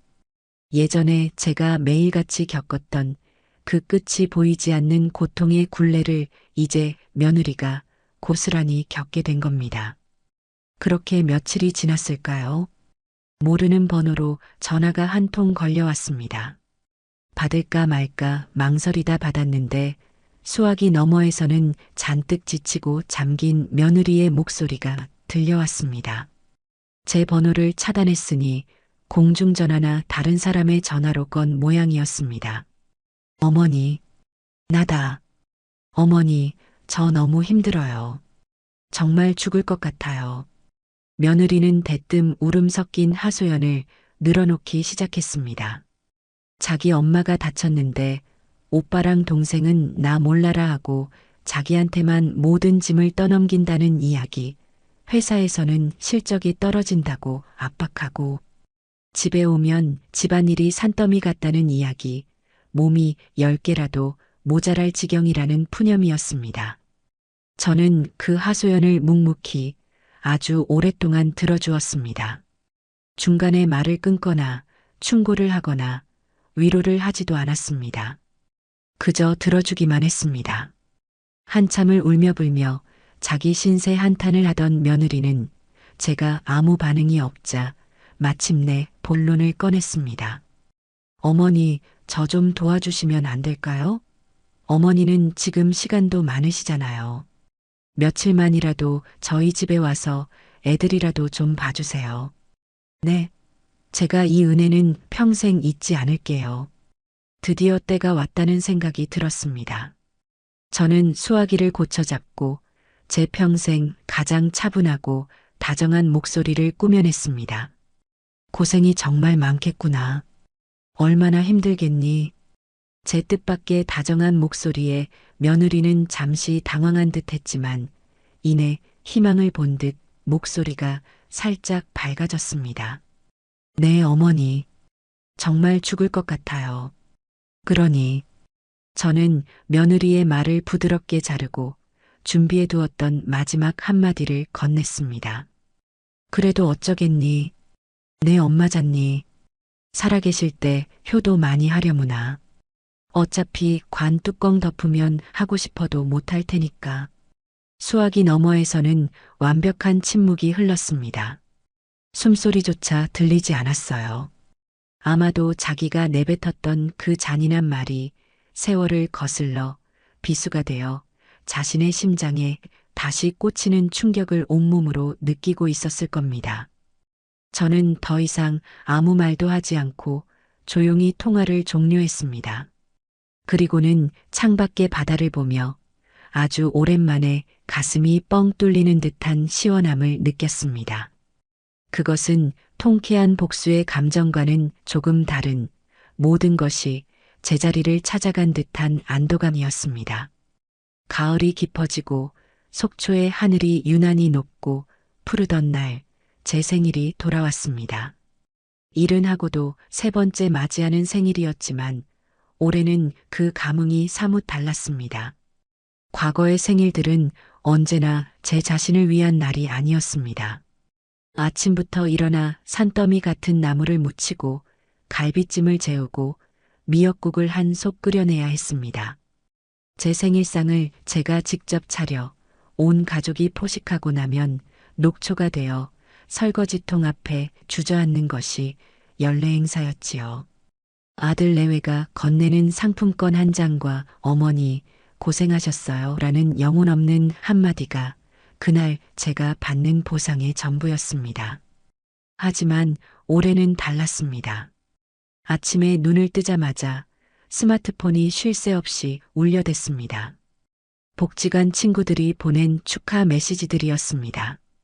영희 씨는 우스꽝스러운 필터를 씌운 자신의 얼굴 사진과 함께 우리 숙자 씨 만수무강해서 나랑 평생 춤추며 놀아야 해 라는 메시지를 보내왔고 스마트폰 강자 동기들은 삐뚤빼뚤한 솜씨로 직접 만든 축하 카드를 이미지로 보내주었습니다. 저는 그 메시지들을 하나하나 읽으며 소리내어 웃었습니다.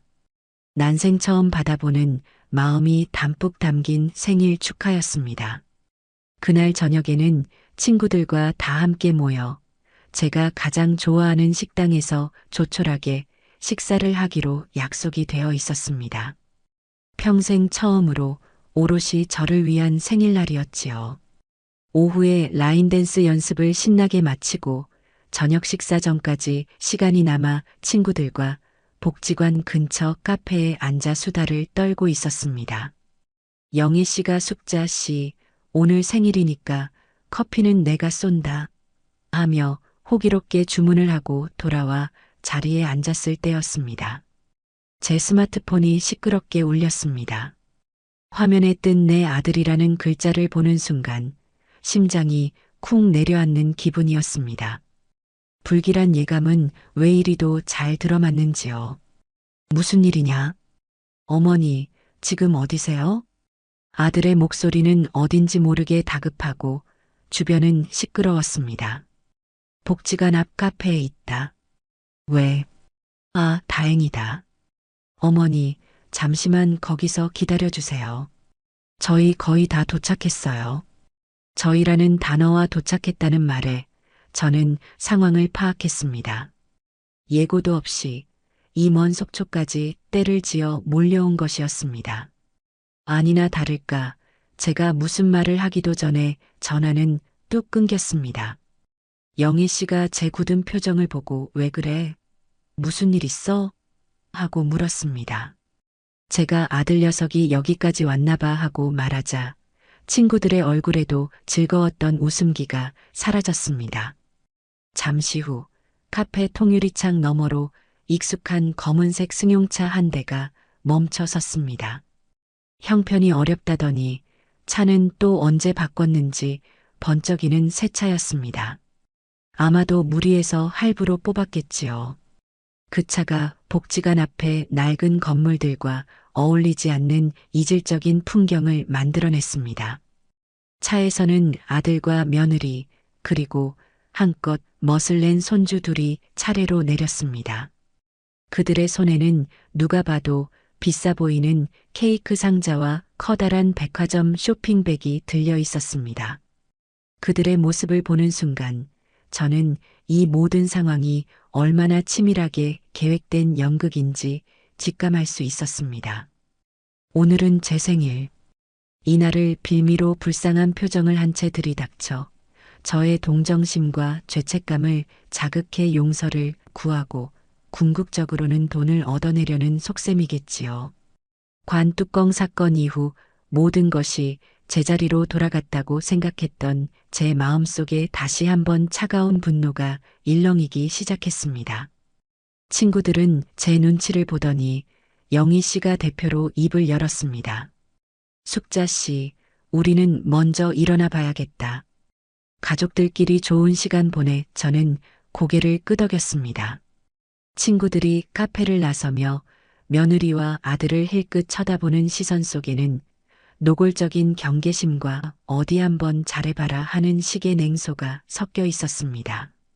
제게는 이제 저를 지지하고 응원해주는 새로운 내 편이 있다는 사실이 그들에게는 보이지 않는 압박으로 다가갔을 겁니다. 가족들이 카페 안으로 들어왔습니다. 저는 그들을 자리에 앉히는 대신 계산을 마치고 밖으로 나왔습니다. 그리고는 제 오피스텔이 아닌 근처 공원 벤치 쪽으로 걸어갔습니다.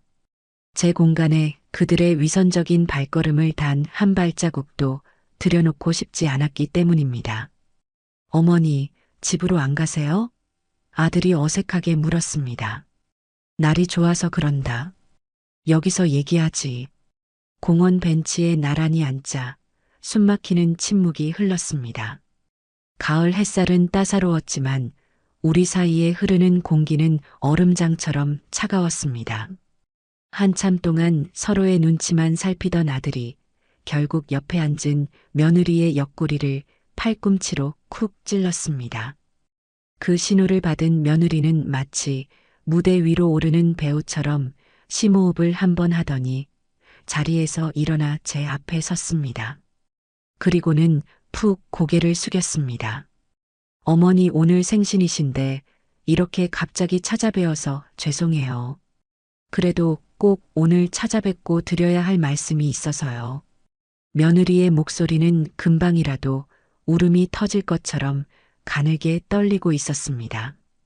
어머니, 그동안 제가 정말 죄송했어요. 어머님 마음에 그렇게 큰 대못을 박아드린 줄도 모르고 제가 너무 어리고 철이 없었어요. 회사 일이 힘들다는 핑계로 사는 게 팍팍하다는 핑계로 어머니께 해서는 안 될 말을 내뱉었어요. 훌륭한 연기였습니다. 저는 말없이 그 애의 얼굴을 쳐다보았습니다. 눈시울은 붉게 물들어 있었고 두 손은 무릎 앞에서 공손하게 모아져 있었습니다. 하지만 저는 그 애의 눈동자 깊은 곳에서 꿈틀거리는 진심이 아닌 목적의식을 똑똑히 보았습니다. 사죄의 눈빛이 아니라 원하는 것을 얻어내려는 자의 절박한 눈빛이었지요.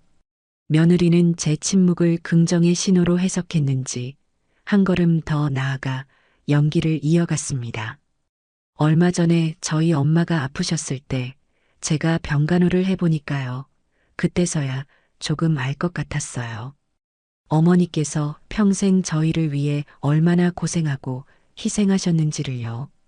그걸 너무 늦게 깨달은 제가 한심하고 원망스러워요.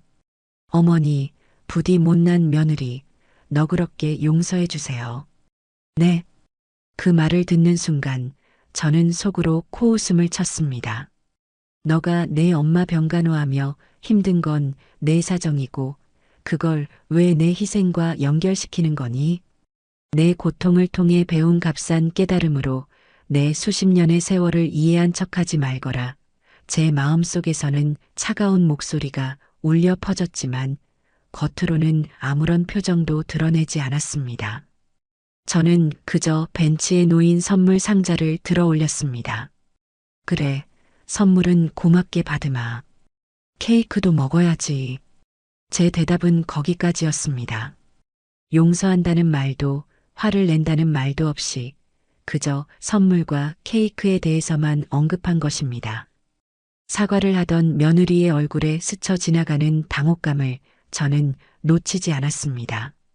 아마도 제가 눈물을 흘리며 그래, 너도 오죽했으면 그랬겠니 하며 자기 손을 잡아주리라 기대했겠지요. 하지만 저는 그들의 각본대로 움직여주는 꼭두각시가 아니었습니다. 자, 여기까지 오느라 배고프겠다. 저녁이나 먹으러 가자. 저는 자리에서 일어나 그들을 이끌었습니다. 아들은 어머니, 저희가 좋은데 예약해놨어요. 한우집인데라며 말을 꺼냈지만 저는 손을 저어 막았습니다. 됐다. 이 근처에 내가 좋아하는 식당이 있다. 제가 그들을 데려간 곳은 그들이 상상했을 법한 고급 한정식집이나 호텔 레스토랑이 아니었습니다. 허름하지만 정갈한 동네 사람들이 즐겨 찾는 작은 생선구이 집이었습니다. 가게 안으로 들어서는 며느리의 얼굴에 스치는 실망감을 저는 똑똑히 보았습니다. 아마 이런 무대에서는 자신들의 효심을 제대로 전시할 수 없다고 생각했겠지요. 식사를 하는 내내 저는 손주들과만 대화를 나누었습니다. 학교에서 새로 사귄 친구 이야기, 요즘 재미있게 보는 만화 영화 이야기. 아이들은 신이 나서 제잘거렸고 저는 인자한 할머니의 미소를 지으며 맞장구를 쳐주었습니다. 아들과 며느리는 마치 투명 인간이라도 된 것처럼 어색하게 밥만 깨작거렸습니다. 저는 그들에게 꼭 필요한 질문만을 던졌습니다. 운전은 번갈아 가면서 했니? 민준이 감기는 다 나았고? 그들의 안위나 사정에 대한 관심이 아니라 그저 대화의 맥이 끊기지 않게 하기 위한 의례적인 질문들이었습니다. 식사가 끝나고 가게 한쪽에서 케이크를 꺼내 촛불을 켰습니다. 손주들이 서툰 솜씨로 생일 축하 노래를 불렀고 저는 아이들을 보며 웃으며 촛불을 껐습니다. 내 남은 인생, 이 평화가 계속되기를, 그것이 제가 빈 소원의 전부였습니다. 이제 그만 돌아가거라. 밤이 늦었다. 이 먼 데까지 와서 운전하려면 피곤하겠다. 저는 케이크를 대충 나눠 접시에 담아주고는 곧장 자리에서 일어섰습니다. 아들은 저를 집까지 모셔다 드리겠다며 끝까지 붙잡았지만 저는 단호하게 거절했습니다. 여기서 2걸음이면 내 집이다. 너희나 어서 출발해. 그리고 앞으로는 이렇게 예고도 없이 찾아오지 말거라. 오기 전에 미리 전화 한 통하고. 이 먼 길을 함부로 오가는 거 아니다. 그 말은 걱정의 형식을 취하고 있었지만 내 멋대로 내 영역을 침범하지 말라는 명백한 경고였습니다. 저는 그들을 식당 문 밖까지만 배웅하고 그들이 차에 타는 것을 확인한 뒤도 돌아보지 않은 채 제 오피스텔 방향으로 걸어갔습니다. 멀어지는 차 안에서 어떤 소동이 벌어지고 있을지 불을 보듯 뻔했습니다. 그리고 며칠 뒤 제 예상은 한치의 오차도 없이 맞아떨어졌습니다. 주말에 막내 손주와 영상 통화를 하는데 아이가 비밀 이야기를 하듯 제게 속삭였습니다. 할머니, 저번에 할머니 생일날 집에 돌아올 때요. 차에서 엄마랑 아빠랑 엄청 싸웠어요. 왜 싸웠는데? 엄마가 막 화를 냈어요. 내가 이렇게까지 자존심 다 버리고 빌었는데 그깟 생선구이로 퉁 치고 용서도 안 해주시네.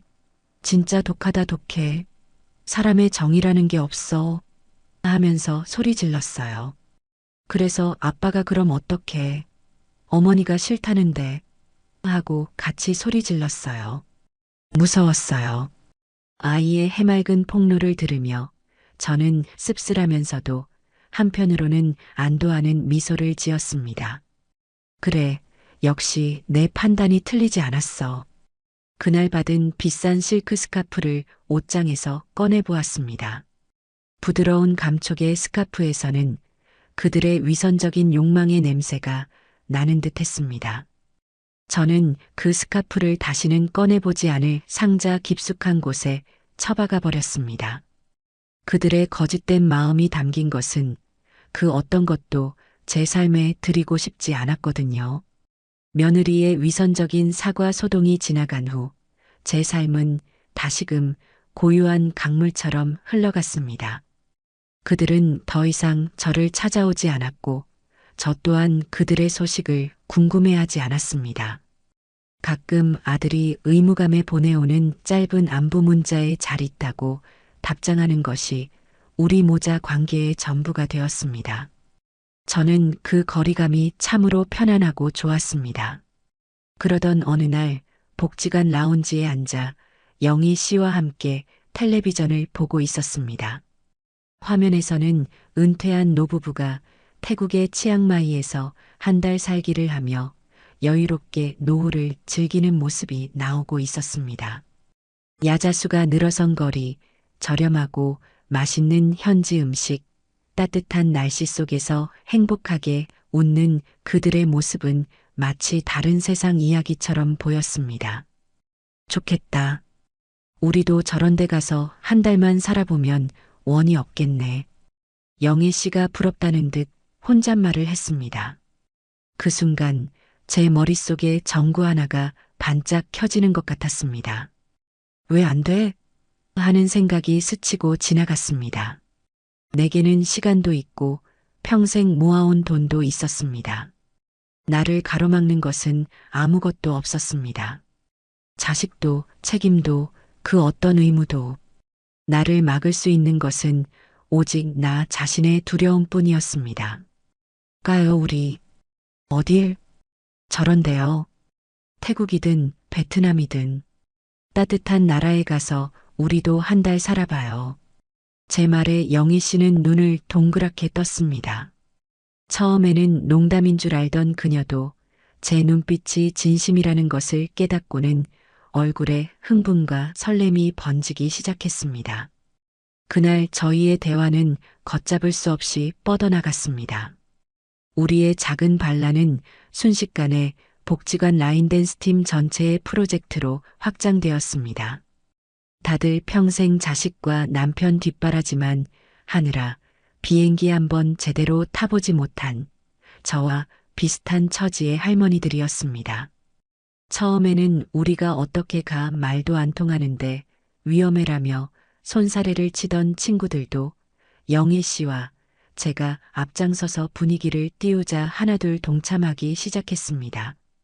우리의 첫 번째 버킷리스트 실행은 그렇게 시작되었습니다. 우리는 매일 복지관 컴퓨터실에 모여 앉아 머리를 맞댔습니다. 제가 스마트폰 강좌에서 배운 실력을 발휘해 해외 한 달 살기에 대한 정보를 검색했습니다.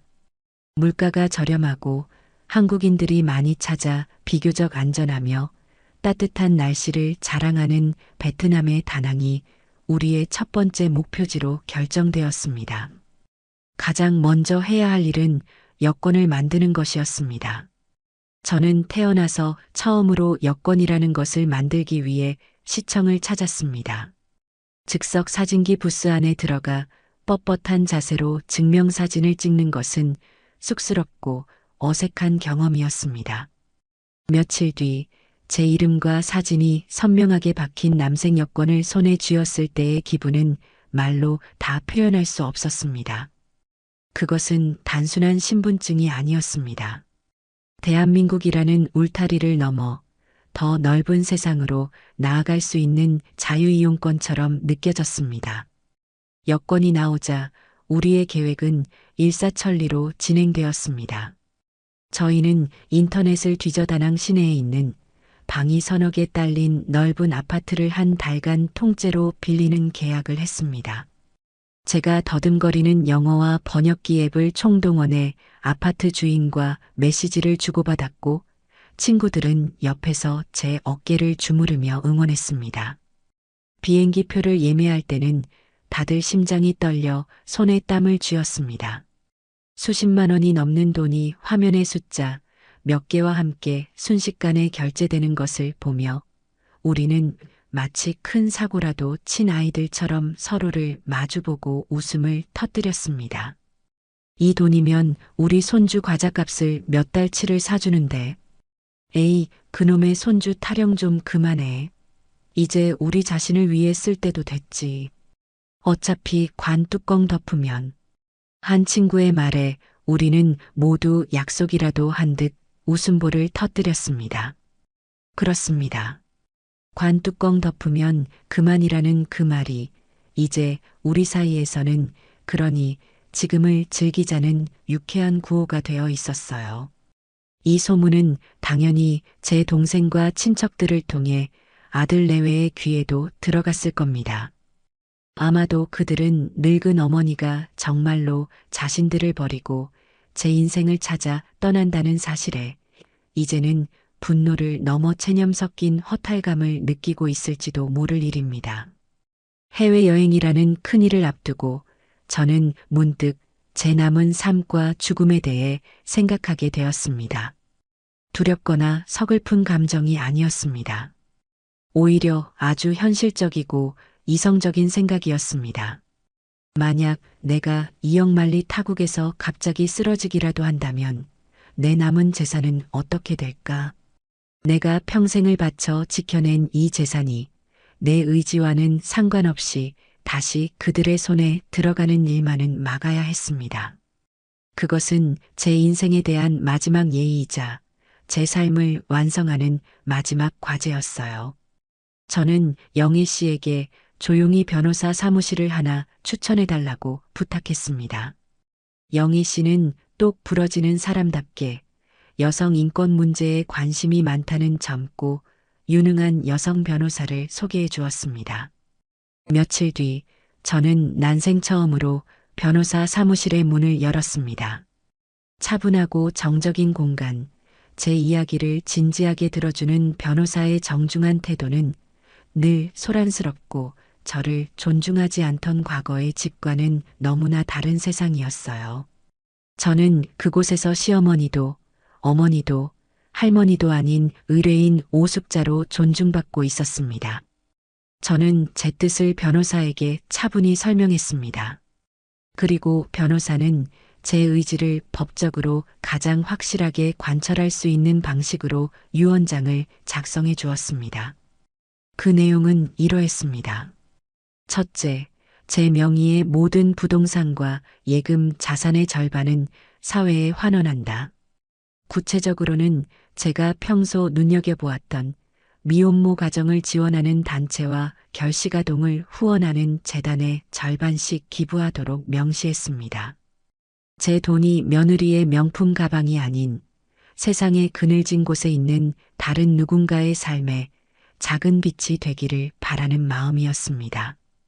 둘째, 나머지 절반의 재산은 다음과 같이 분배한다. 그중 절반은 아들 김진구에게 상속한다. 어미로서 남기는 마지막 정이었고 또한 그가 앞으로 자신의 가정을 온전히 책임지라는 마지막 과제이기도 했습니다. 그리고 나머지 절반은 두 손주에게 똑같이 나누어 주되 아이들이 성인이 될 때까지 신탁기관에서 관리하도록 했습니다. 아이들의 교육 자금으로 쓰이기를 바라는 할머니의 마음이었습니다. 그리고 마지막 가장 중요한 조항을 덧붙였습니다. 본 유언자는 다음의 사항을 명확히 밝히는 바이다. 나의 며느리인 박시영에게는 나의 그 어떤 유산도 현금성 자산이든 부동산이든 단 한 푼도 상속 및 증여하지 않을 것을 명시한다. 또한 아들 김진구에게 상속된 재산이 박시영에게 증여되거나 명의 이전되는 것을 금하며 이를 어길 시 상속된 재산은 즉시 환수되어 지정된 자선단체에 귀속된다. 변호사는 이 조항이 법적으로 완벽하게 효력을 발휘할 수 있도록 모든 장치를 마련해 주었습니다. 이것은 제 마지막 체크메이트였습니다. 단순한 복수가 아니었습니다. 제 삶을 모욕했던 한 사람의 탐욕으로부터 제 아들과 손주들의 미래까지 지켜내기 위한 가장 강력하고 이성적인 방어막이었습니다.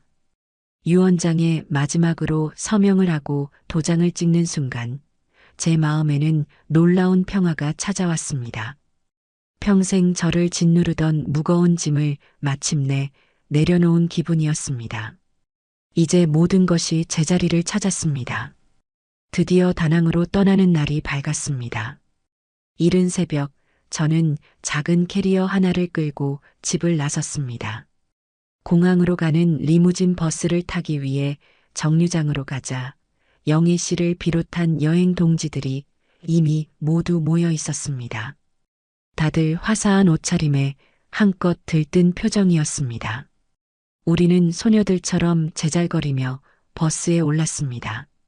리무진 버스가 서울을 지나 인천공항으로 향하는 동안 저는 창밖으로 빠르게 스쳐 지나가는 풍경을 하염없이 바라보았습니다. 지난 2년간의 세월이 꿈처럼 흘러갔습니다. 며느리의 모진 말 한마디에 절망의 나락으로 떨어졌던 그날 밤, 몰래 집을 내놓고 조용한 반란을 준비하던 그 시간들, 그리고 마침내 모든 것을 박차고 나와 이곳 속초에서 찾았던 자유와 행복. 문득 며느리의 목소리가 다시 귓가에 울리는 듯 했습니다. 어차피 관 뚜껑 덮으면 그만인데. 이제 그 말을 떠올려도 더는 가슴이 아프거나 분노가 치밀어 오르지 않았습니다. 대신 옅은 미소가 피어났습니다. 어리석은 것. 너의 그 잔인한 한마디가 나를 죽인 것이 아니라 나를 살렸다는 것을 너는 평생 알지 못하겠지. 너는 나에게서 집과 돈을 빼앗으려 했지만 결과적으로는 나에게 내 인생과 자유, 그리고 더 넓은 세상을 선물해 준 셈이 되었다. 너는 너가 판 그 좁은 우물 안에서 탐욕과 원망을 되씹으며 늙어가겠지만 나는 이제 너른 바다로 나아간다. 어쩌면 내가 너에게 베풀 수 있는 가장 큰 자비는 너를 완전히 잊고 그저 내 행복에만 집중하는 것일지도 모른다. 버스는 거대한 인천대교를 건너고 있었습니다. 저 멀리 세계 각지로 날아오를 비행기들로 가득 찬 인천국제공항의 모습이 보이기 시작했습니다. 그 거대하고 분주한 풍경을 바라보며 저는 제 인생의 새로운 장이 펼쳐지고 있음을 직감했습니다. 평생을 누군가의 아내, 엄마, 할머니라는 이름 뒤에 숨어 살았던 오숙자는 이제 없습니다. 제 이름 석자를 오롯이 되찾은 한 명의 자유로운 인간, 오숙자만이 있을 뿐입니다.